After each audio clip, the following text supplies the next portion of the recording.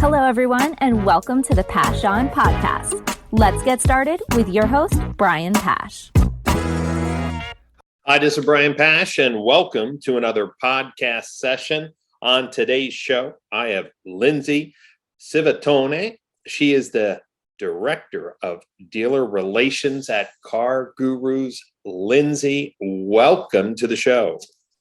Thank you so much, Brian. I'm so excited to be here. Well, it's been a while since we had someone from CarGurus on the podcast, and I'm really glad that we are able to schedule time together because a lot has changed. It's been probably over 2 years since we did a catch-up session, and post-pandemic and during the pandemic, the role of marketplace websites have really evolved. So before we jump into that, let's introduce yourself a little bit. Give us a little background. Have you worked in the dealer world before? How long? So our listeners can get a flavor for your previous experience. Absolutely. Great question. I started working in a dealership. It was actually a Pontiac Oldsmobile dealership back when I was 18 years old to take phone calls. And suddenly, a few months in, the owner came out and told me to go talk to somebody on the lot. And I guess it's history from there. So started selling cars. And so really now at this point, I've been in the business for, 20 plus years, worked my way through sales, sales management, F&I, and ultimately became a general manager. And now I'm really excited to be here at CarGurus to bring that experience to the organization for us internally, because as you said, a lot has changed, and I think it's a great place to be right now. Yes, and also I wanted to cover the more intentional direction of CarGurus to hear from their customers, to get input from the dealer community. And you were just in Dallas for 2 different speaking events. Let's give our listeners a little overview what they were, because I think it shows in a more concrete way what CarGurus is doing to reach out to the dealer community. Absolutely. That's one of the main reasons that they hired for this particular position that I'm in now.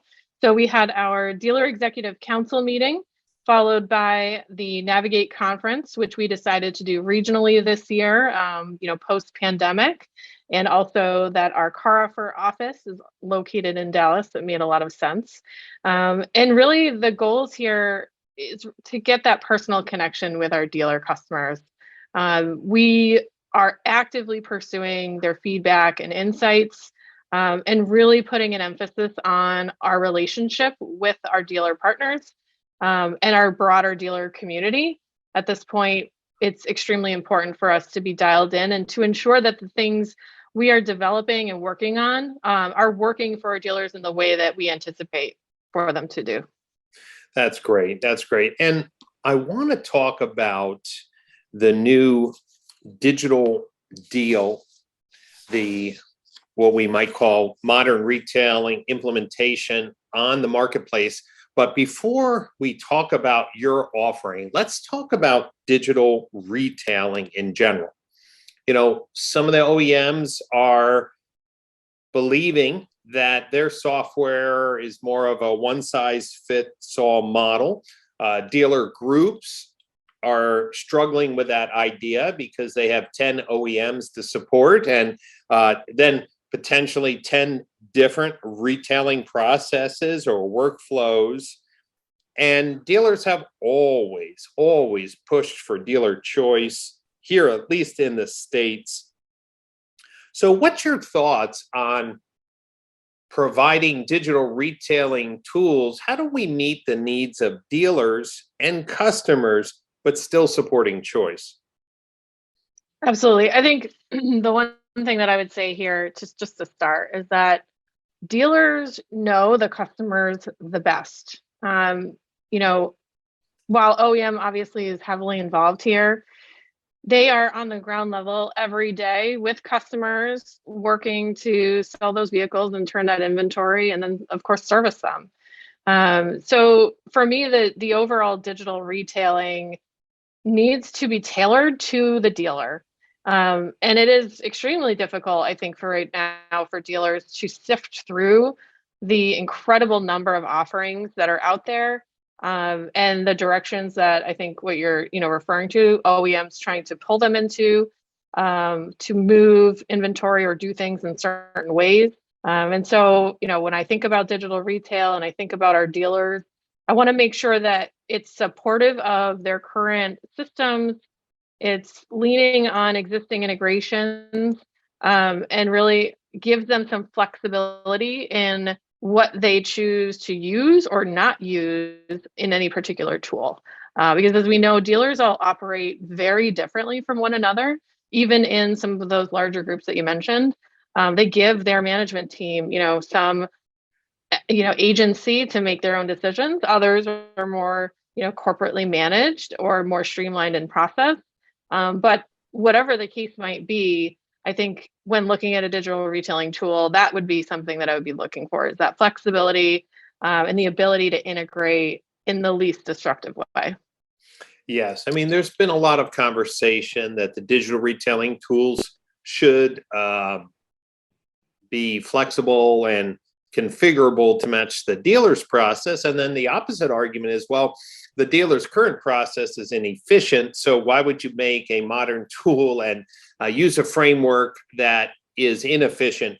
And it's that middle ground that I believe the industry needs to get to. Dealers don't like to change their sales process. So how are you helping dealers navigate the need to bring that finance payment information out from the closed doors of the F&I office online, but still making them feel comfortable that they're in control of the deal? Absolutely. Yeah, that's a great question. And I agree. There's a lot of changes and adjustments that need to be made to really utilize a digital retailing tool. But for us with Digital Deal, we know the consumer is demanding more information and more transparency out of the automotive purchase experience. And yes, it's scary, right? To think, I was an F&I manager once. I know what that's like to think, oh, well, they're going to have the interest rate and they're going to see all of these things, and come in here and, not want to talk about anything else. So what we're trying to do is give the consumer a certain level of control and choice in how far they go down the transaction. So they can choose to do a soft pull application to see, pre-qualified rates, which are real pre-qualified rates, that they could walk into a dealership with, or they can choose to go further and actually complete a full credit application and see approval rates. But the key thing there is that it's that particular dealer's lenders and also how they choose to mark up those lenders. And it's not one size fits all. They could have 5 different lenders with 5 different configurations. And then for the F&I product side, in terms of service contracts, GAP, and all of the ancillary products, they can choose what they want to display, how they want to mark them up, which options are available for the customer. But I think the key here, and I think the takeaway that I would really want to focus on, is that this tool is not meant to replace the F&I process at the dealer. And I think, I was just in Napa with you, Brian. There was a lot of conversation about not being afraid to work with your customers virtually. So that also means that F&I process. And that means that when this lead comes in from Digital Deal, which is a very robust type of, super lead with a lot of information, the dealer isn't taking that lead and saying, oh, okay, well, all this work has been done for me. We're serving it up on a silver platter for them to take it the rest of the way. And we still want the F&I personnel and all the people involved to do their magic and, obviously make the income that they want to make and finalize the sale. Yes, and I think one of the concepts, I was talking to Chip Perry at the conference we were at in Napa, and he was saying that if more dealers realize digital retailing tools provide a connected retail experience to F&I and a bridge for the F&I manager to see what the customer was doing, see what they were considering, see which products from the F&I stack that they picked up themselves without any selling.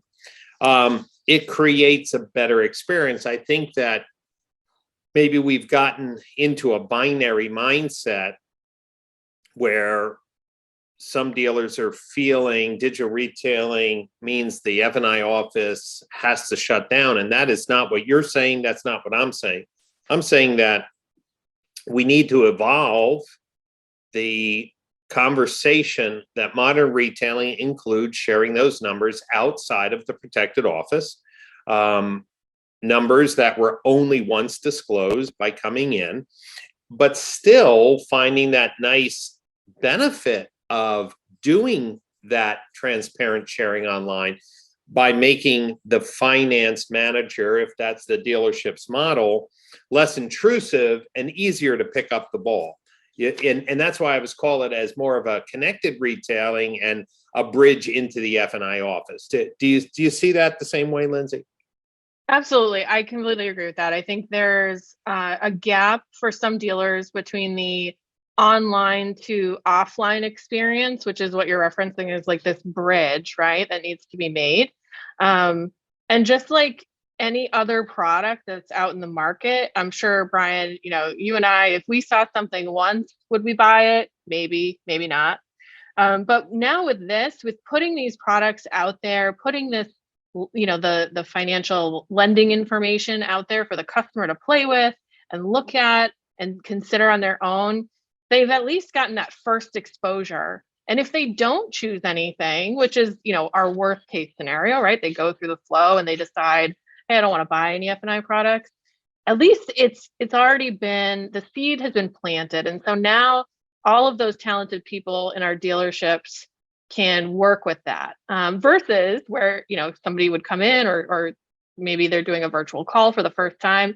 Hearing it for the first time is much, obviously, more difficult to make that sale right then and there. So yes, we do want to get that information out there in a way that is comfortable for the dealer and allows the consumer that exposure so that when they get to that sale finalization point and they're signing paperwork and they're going through that process, much more likely to purchase and may have already chosen products, up front. And so now it's an upsell opportunity.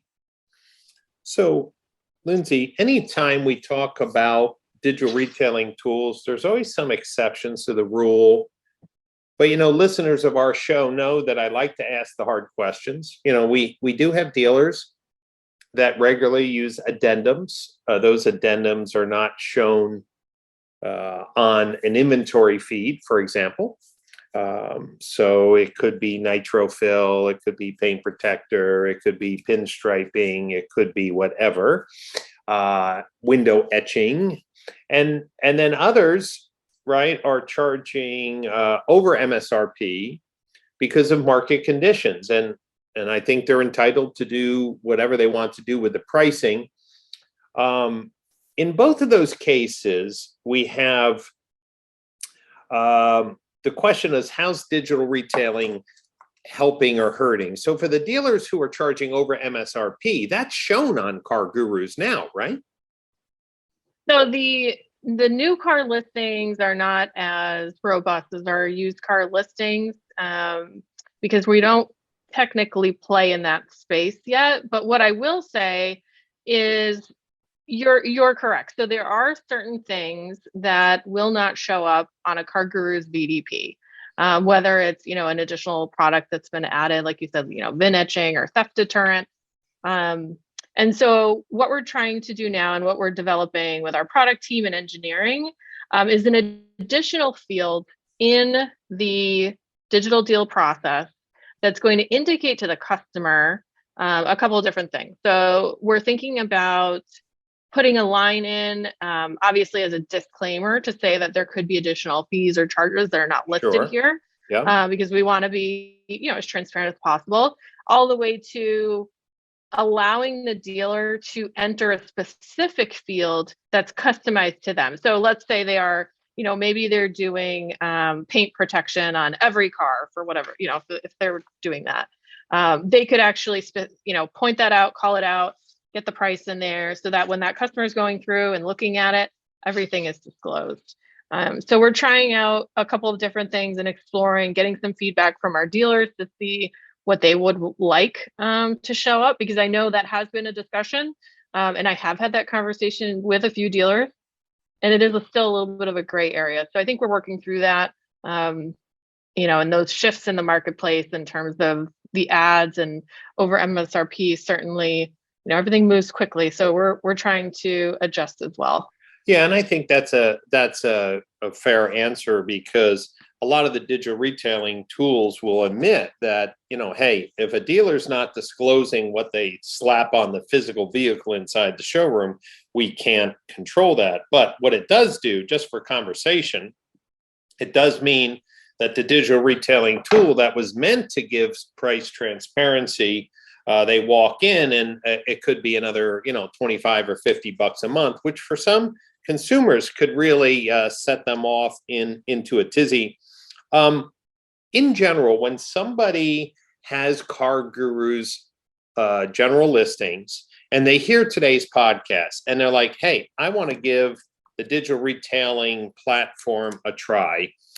Is this an upgrade? Is it a free trial? What does it look like for someone who's not using the digital deal and they want to give it a try? Absolutely.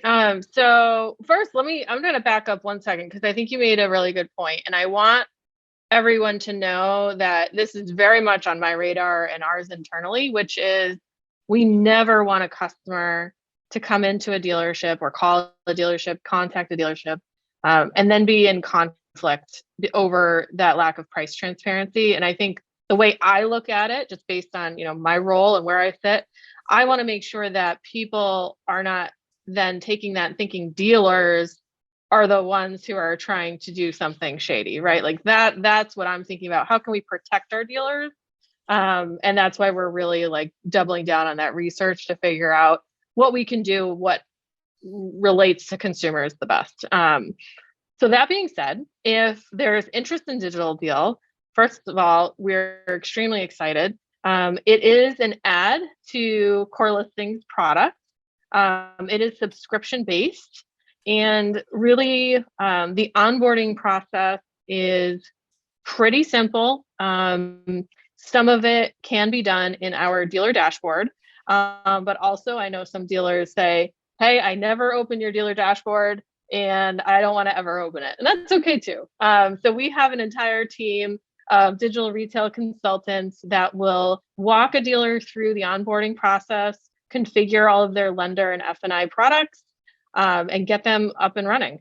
So it's a pretty well thought out process on our part, I believe, to try to make it as easy for our dealers as possible. And then dealers who are listening, just want to make sure you understand that if you want to show F&I products, you can turn it on or off. If you want to offer deposits on a vehicle, you can turn it on or turn it off. So it seems like the core, what we might call second, third, or fourth steps in some digital retailing tools are very flexible for the dealer.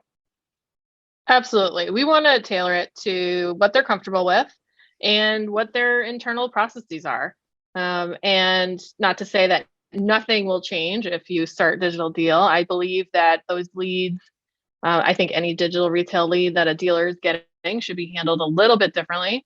But yes, we understand that some dealers will happily take a deposit. Others want nothing to do with that. And so we really want to be flexible and provide that choice, both on the consumer end and the dealer side. Well, when the digital deal offering was announced, I've written in the past about this, that this was absolutely coming, because a marketplace website needs to stay relevant. It needs to add value to dealers. And if a consumer is looking for a vehicle, they find it on CarGurus, they're going to want to know, like I want to know, how much is that going to cost me a month? Or what could I finance this vehicle for, to keep that vehicle in the consideration set. And we all know that once they leave the marketplace website, what's on the dealer website isn't consistent. And I do like the fact that in a marketplace, you could create consistent price display, consistent sales exploration tools, and consistent payment options. And I think dealers need to think about that as an additional benefit of the marketplace. And then in the future, as technology evolves, it won't be long between now and the near future that the digital retailing tools that are in the marketplace could be directly connecting and feeding deals into the dealer's DMS and desking tools. I believe that's going to most likely be the next step, because they're going to be able to be pre-qualified right online and push the proposed deal right into desking. I don't think that's a far jump to see within the next year. Absolutely not. I mean, the way Digital Deal works currently is the lead is dropped directly into the CRM. There's a link in the CRM lead for the dealer to look at the deal that the consumer structured and put together, as well as any choices they made on pre-qualified rates or potentially an actual hard pull credit rate. And then if they do complete a hard pull credit application, it's going directly into Dealer Track and Route 1. So the F&I team or whoever's on the receiving end of that can pick that up and start working with it immediately. Wow, that's great. So you have direct integration with Route Run and Dealer Track.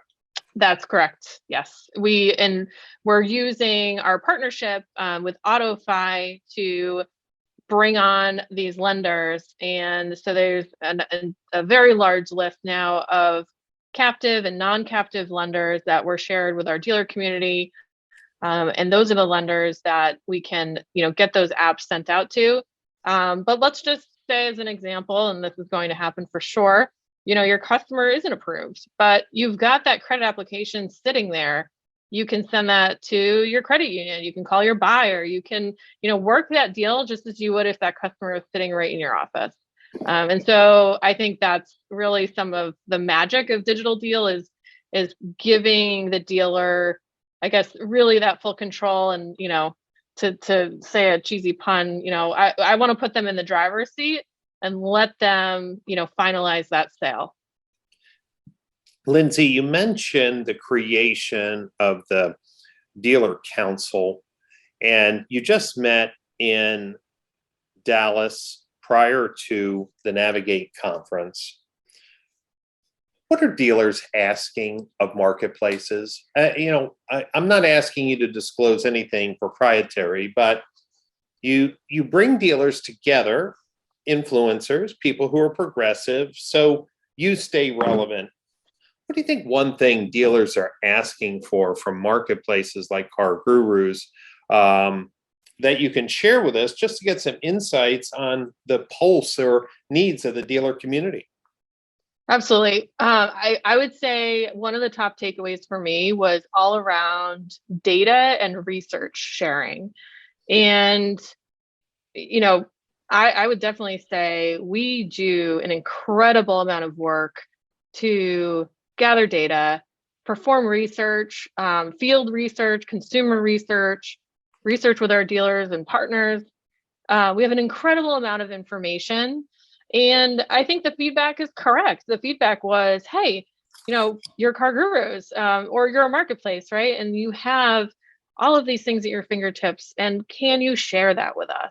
That's good. Why aren't you sharing that with us? And I don't think that we really have a good answer to that, Brian. I think partly, we have some work to do in that area. And that's one of the things that I'm thinking about every day is how can we add more value and bring more of those insights to our dealer partners and share with them and be more transparent in that area. Because I don't think that there's nothing internally for me that's saying, hey, no, don't share this. It's just that we haven't, I think gotten a process or a full strategy developed to get that out there. And of course, we've got, Kevin Roberts, who does our, industry analytics. And I know he's out there a little bit as well. So I think that's one of the big takeaways that we're working on internally right now to figure out how can we push some more of that information out. And Brian, I did share, a little bit about that in Napa, about our consumer segmentation for digital retail. So that was one of the things that I was just trying to do personally to kind of get some of that research out. So, I think really a critical insight that came out of that in-person conversation, and more to come on that for sure. Great. When I think of Digital Deal and CarGurus digital retailing offering, I want to remind dealers today that smart retailers still like to control the experience, but they allow different entry points into the experience. For example, your local supermarket may be a subscriber to Instacart for someone who can't go and shop on this particular day. There's a now self-checkout line in almost every supermarket, maybe for someone who's picking up one or two things and doesn't want to get stuck behind a long line. And of course, then we have the people who go through the traditional grocery experience.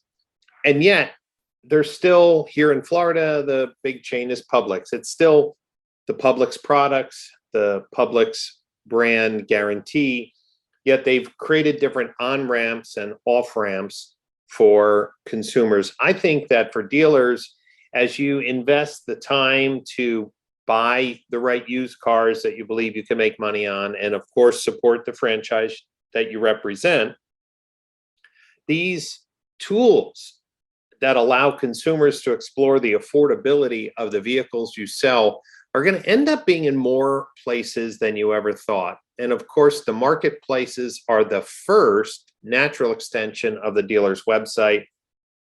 So dealers should be thinking how I can transact in as many different ways as consumers want based on their preferences. Don't get so hung up on the transaction. You're still in control of the product and the price and your delivery experience, your support of that product. And so that's why I think that adding digital retailing tools at the marketplace level makes absolute sense to give consumers more choice. Lindsay, as we close our conversation, what's one thing you would like dealers to think about or know about regarding CarGurus and its direction over the next 12 months? Absolutely. I think the thing that I would want the dealers really listening to this, or folks listening to this, to take out of this conversation is that we have an incredible commitment on our side to focus on the dealers in a way that we have not done before. One of the requirements right now for me as I'm hiring my team is that they have to have had in dealership automotive experience. And that is not a negotiable because I want people in our CarGurus team who know what it's like to work in that store, to have, 5 fires going on at one time and understand what the business is about. The other thing I would want to highlight is that we have an internal council at CarGurus of all of our employees who have had prior dealership experience, and we're leveraging this kind of community within CarGurus to influence some of our other business lines. And then the other thing I would say is, and you were mentioning this and urging folks, I guess, to think about digital retail and marketplaces. And one of the things I've been thinking about lately is that, we used to say that our website, right, the dealer website was the extension of the showroom. And I feel like that paradigm is just flipped completely. I think that our online presence is now the forefront of the dealership. And so the showroom is the extension at this point, right? That's right. And so I would say that, taking the 37 million eyeballs that we have every month on CarGurus and using a digital retailing tool, so digital deal, to then, pull and guide that customer into a transactional process. And customers are telling us that that is what they want. We've found that our consumer satisfaction is more than twice that of our traditional lead process. And so to really capitalize on that exposure, and I think dealers, should really think that through and think about those opportunities to capitalize on the consumers who are visiting those marketplace sites and coming to us and wanting to find out more information. Well, Lindsay, I think this was a great conversation because it brings everyone up to date on what CarGurus is doing to navigate this digital divide between the traditional showroom, the dealer's website, and then the marketplace, and it makes complete sense. I want to thank everyone who is listening to today's podcast. And obviously, if you need some more information, you can go to cargurus.com or just reach out to your local CarGurus rep and ask for more information about the digital deal program. And of course, modern retailing is continuing to evolve. And this November will be once again getting together in Florida for the Modern Retailing Conference. This is the new show in replacement of the Automotive Analytics and Attribution Summit. The Modern Retailing Conference is taking a wider look at all the aspects of retailing, including the human resource side, the sales process side, technology, marketing, and also this year, creativity. We're going to have a track handpicked by Paul Daly to talk about the creative elements and the power of creativity in automotive retailing. We have a great show. And Lindsay, I hope by November, we'll also get some updates on the evolution of the digital deal program. I can't wait to hear how dealers are embracing, enabling transactional numbers to be presented anywhere the consumer wants. Absolutely. I am sure that we will. We're already starting to dive in on our early adopters and, of course, our pilot teams that have tested this over the last several months and now transitioning into the official product. So I will be thrilled and hope to join you for the Modern Retailing Conference. Well, great. Well, I want to thank everyone who joined us today. Keep in mind that this is just one of dozens of podcast episodes that we record with industry leaders and innovators and disruptors. And you can listen to this podcast on your favorite podcast channels, including Google Play or Apple Podcast listings. And of course, you can go directly to brianpasch.libsyn, that's LIBSYN.com for the full directory. Lindsay, thank you again. Thanks to everyone who's listening, and I'll catch you next time on another podcast discussion.